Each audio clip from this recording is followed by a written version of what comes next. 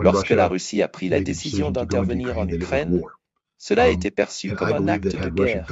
Beaucoup, moi y compris, pensions que si la Russie lançait une offensive complète, avec une campagne stratégique aérienne et une attaque terrestre de grande envergure visant à détruire les forces ennemies par le feu et la manœuvre, l'Ukraine ne pourrait pas résister.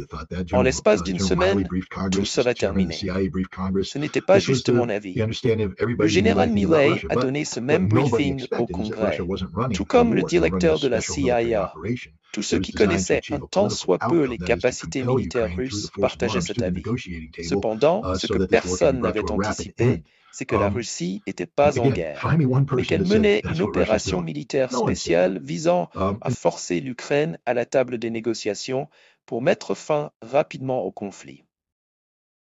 Actuellement, la situation pousse l'Ukraine dans un coin, la contraignant à adopter une posture strictement défensive, alors que les manœuvres offensives russes renforcent leur emprise sur plusieurs fronts. Bonjour chers amis, bienvenue sur la chaîne Monde Multipolaire. Dans cette vidéo, nous allons examiner les événements les plus significatifs des 48 dernières heures, et même des dernières semaines. Nous avons beaucoup de mises à jour intéressantes à couvrir, alors plongeons directement dans le vif du sujet. Pour nous soutenir, abonnez-vous, commentez et likez la vidéo. Scott Ritter, un expert reconnu en stratégie militaire, souligne que les défenses de l'Ukraine s'effondrent sous la pression russe. Cet effondrement n'est pas localisé. Il s'agit d'une érosion systématique de la capacité de l'Ukraine à résister face à l'assaut coordonné de la Russie, qui ne laisse aucune chance aux forces ukrainiennes de se réorganiser ou de se relever.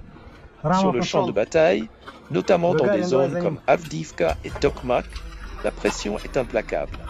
Ces endroits ne sont pas seulement des points stratégiques sur la carte, mais ils sont essentiels pour maintenir les lignes de défense ukrainiennes. Avec une avancée méthodique, la Russie réduit progressivement la portée géographique et l'effectif des défenses ukrainiennes. Les Russes ne se contentent pas d'avancer avec des troupes et des blindés. Leur approche est bien plus sophistiquée. Ils combinent des frappes d'artillerie à longue portée avec des opérations de guerre électronique avancées. Les unités de guerre électronique russes ciblent précisément les réseaux de communication et de commandement de l'Ukraine, laissant les commandants ukrainiens sans directive claire. Lorsque l'armée d'un pays perd sa capacité de communication, elle perd également son efficacité au combat. Et c'est exactement ce que la Russie exploite ici. L'Ukraine a de plus en plus de mal à répondre à ces attaques coordonnées. La tactique de guerre électronique russe paralyse la capacité de l'Ukraine à prendre des décisions rapides ou à contrer efficacement les offensives. Les unités ukrainiennes sont souvent désorganisées, sans moyen de communication fiable avec le quartier général en temps réel. Même quand l'Ukraine tente de se défendre, l'artillerie russe anéantit leurs efforts. Les bombardements de longue portée de la Russie frappent les positions défensives ukrainiennes avant même qu'elles n'aient la chance de contre-attaquer. C'est une guerre moderne à son paroxysme. Frappes de précision, perturbation des communications et forces terrestres rapides travaillant en harmonie. Chaque fois que la Russie progresse, l'Ukraine est forcée de reculer, avec de moins en moins de ressources et de temps pour se réorganiser.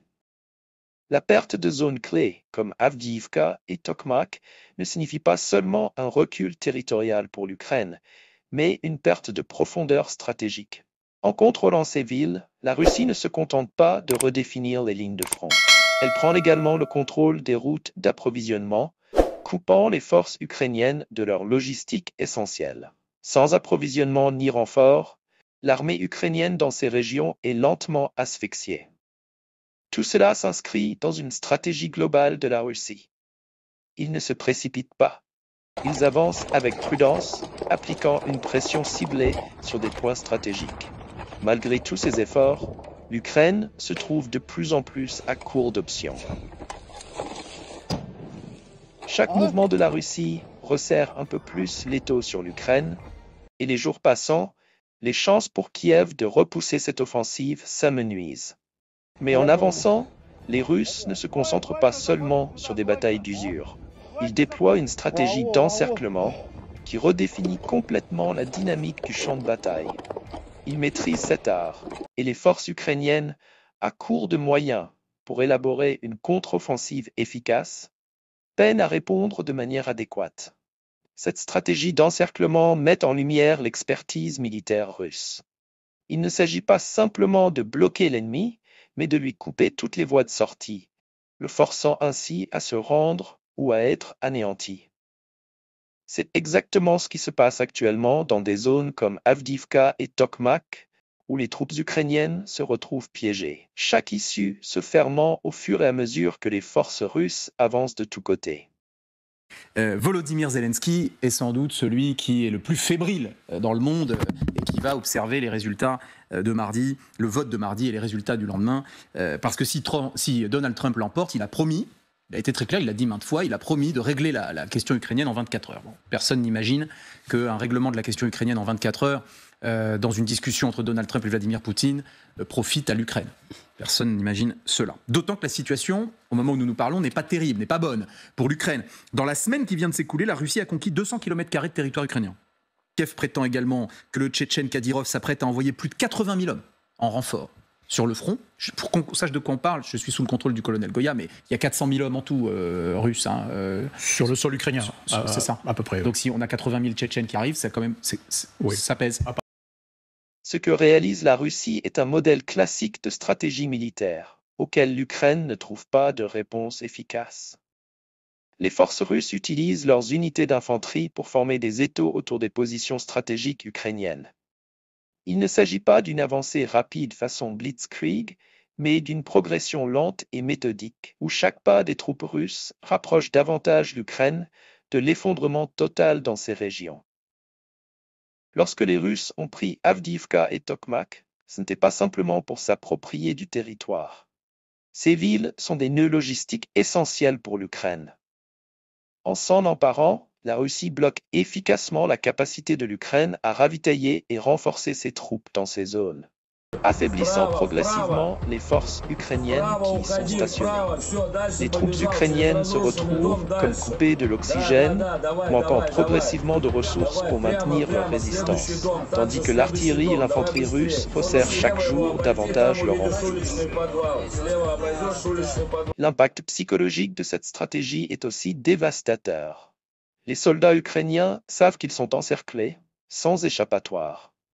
Le moral en souffre gravement. Perdre du terrain dans une bataille classique est une chose, mais être encerclé, sans issue possible, est profondément démoralisant. Les forces ukrainiennes perdent bien plus que des hommes et du matériel. Elles perdent la volonté de se battre. Face à cette situation, l'Ukraine tente des contre-attaques désespérées, mais manque de puissance pour briser les lignes russes. Chaque contre-offensive est confrontée à une puissance de feu écrasante, laissant l'Ukraine avec toujours moins d'hommes, d'équipements et d'options. L'artillerie russe continue de pilonner sans relâche les positions ukrainiennes, les affaiblissant suffisamment pour que les troupes au sol puissent resserrer encore l'étau. La situation sur le terrain est alarmante pour l'Ukraine. Le 29 octobre, en une seule journée, les forces ukrainiennes ont subi près de 2640 pertes sur plusieurs fronts.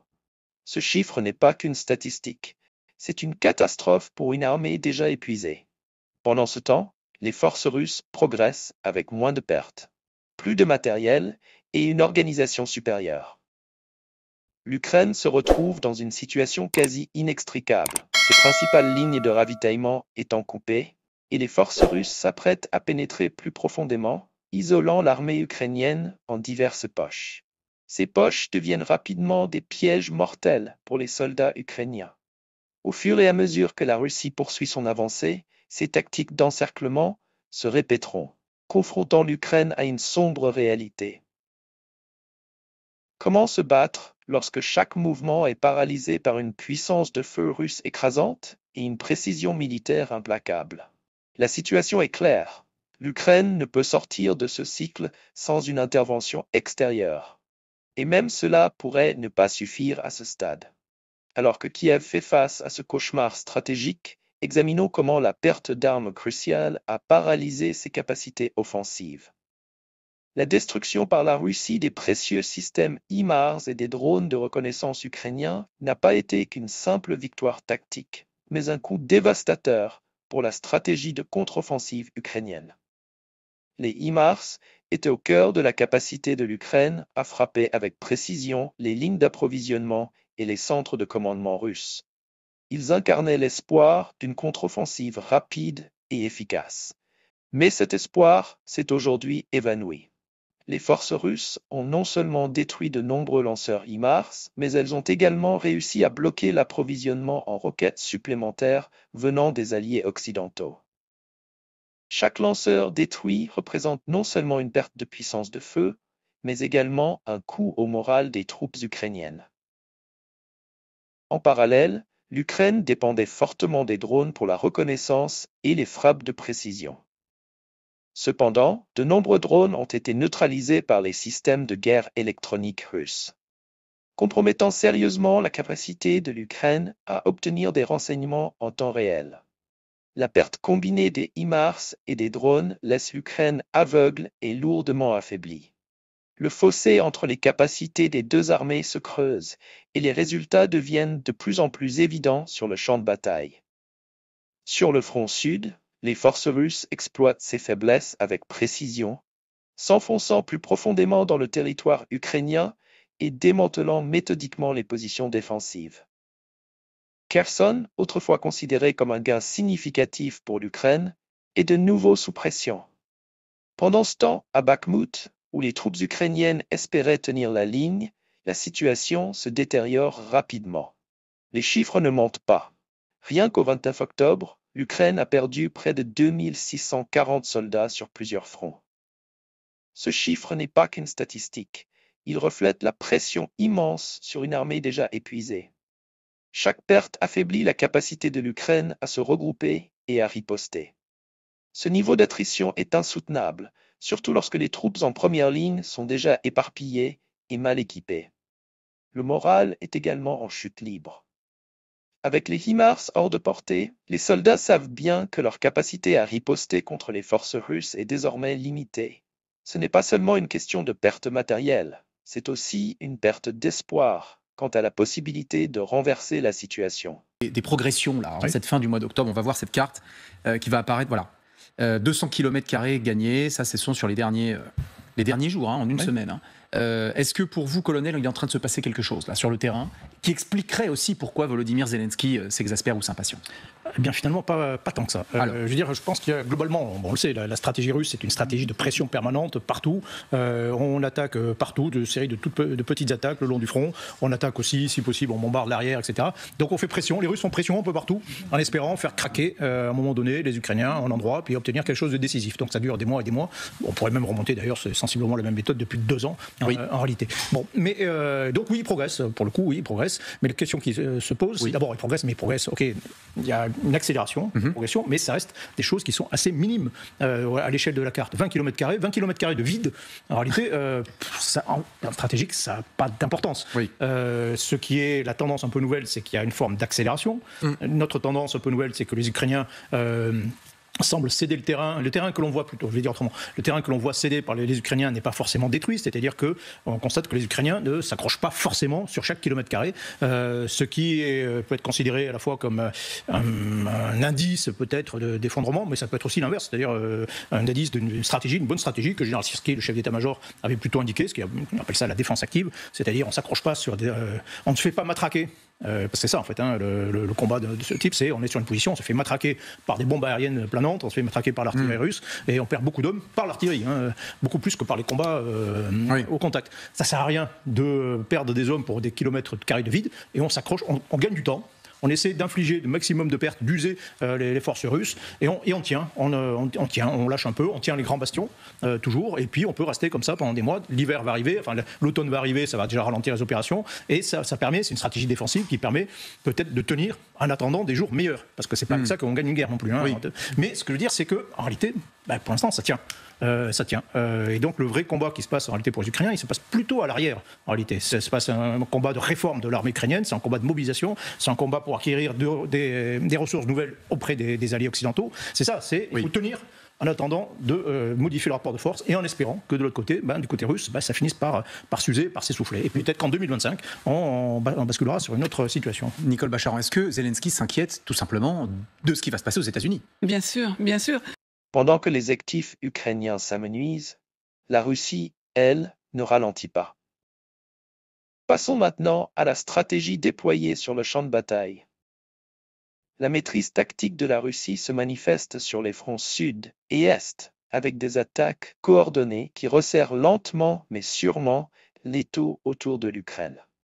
L'approche russe sur ces fronts démontre une compréhension fine de la guerre moderne. La stratégie ne repose pas sur une concentration massive de forces en un seul endroit, mais sur une pression simultanée en plusieurs points, ce qui rend difficile pour l'Ukraine de prédire la prochaine percée. Dans des zones comme Orikhiv et Ouliaïpol, la Russie avance méthodiquement, exploitant chaque faiblesse des défenses ukrainiennes. Initialement, l'Ukraine avait tenté de mettre en place plusieurs lignes défensives, certaines avec 3 ou 4 couches de profondeur. Cependant, ces défenses ne sont solides que si elles sont tenues par des soldats en nombre suffisant. Avec des effectifs dispersés et des ressources amoindries, l'Ukraine ne peut maintenir ces lignes longtemps. De leur côté, les Russes améliorent jour après jour leur position, se rapprochant de l'encerclement de zones clés. Prenons l'exemple de Kremina. Hier encore, les forces russes ont capturé Yampil, un gain stratégique obtenu en quelques heures seulement. Cette avancée rapide témoigne de la coordination et de l'efficacité des unités russes. La situation ne se résume pas simplement à sécuriser des territoires.